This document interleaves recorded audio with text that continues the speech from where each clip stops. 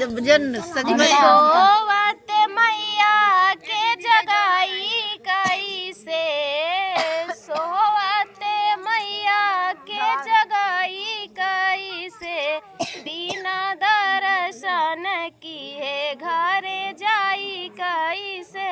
सोवत मैया के जगाई कैसे, ओ जगाई कैसे, बिना दर्शन के घर जाई कैसे। सोवत मैया के जगाई कैसे, बिना दर्शन किए घर जाई कैसे। सोवत मैया के जगाई कैसे, जगाई कैसे, बिना दर्शन के घर जाई कैसे। मैया के खातिर मैंने टीका ले आई, मैया के खातिर मैंने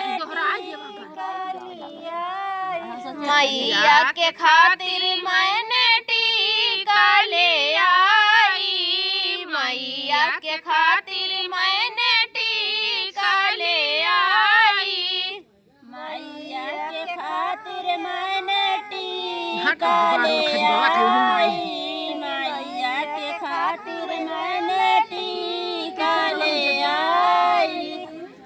मैया सोवत मैया के पहनाई कैसे, सोवत मैया के पहनाई कैसे, बिना दर्शन किए घर जाई कैसे। सोवत मैया के पहनाई कैसे, पहनाई कैसे, बिना दर्शन के घर जाई कैसे। सोवत मैया के पहनाई कैसे, पहनाई कैसे, बिना दर्शन करे घर जाई कैसे। सोवत मैया के जगाई कैसे, जगाई कैसे, बिना दर्शन करे घर जाई कैसे। सोवत मैया के जगाई कैसे, जगाई कैसे, बिना दर्शन किए घर जाई कैसे। बिना दर्शन के घर जाई कैसे।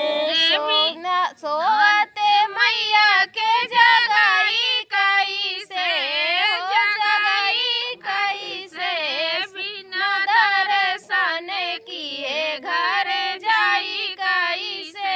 सोवत मैया के जगाई कैसे, जगाई कैसे, बिना दर्शन करे घर जाई कैसे। मैया के खातिर मैंने सिंदूरा ले आई, मैया के खातिर मैंने सिंदूरा ले आई, मैया के खातिर मैंने सिंदूरा ले आई, मैया के खातिर मैंने सिंदूरा ले आई। सोवत मैया के पहनाई कैसे, पहनाई कैसे, बिना दर्शन किए घर जाई कैसे। बिना मैया के पहनाई कैसे, बिना दर्शन करे घर जाई कैसे। सोवत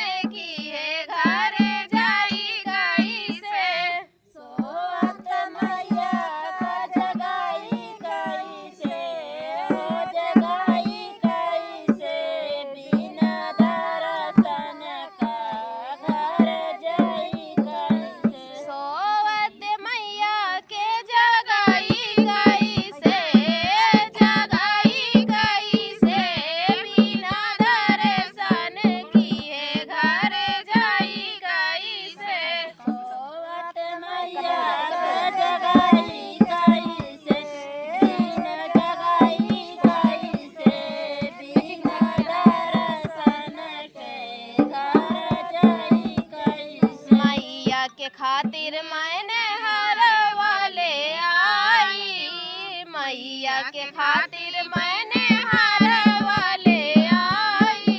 मैया के खातिर मैंने हरवा ले आई, मैया के खातिर मैंने हरवा ले आई। मैया के खातिर मैंने हरवा ले आई, मैया के खातिर मैंने हरवा ले आई। मैया के खातिर मैंने सोवा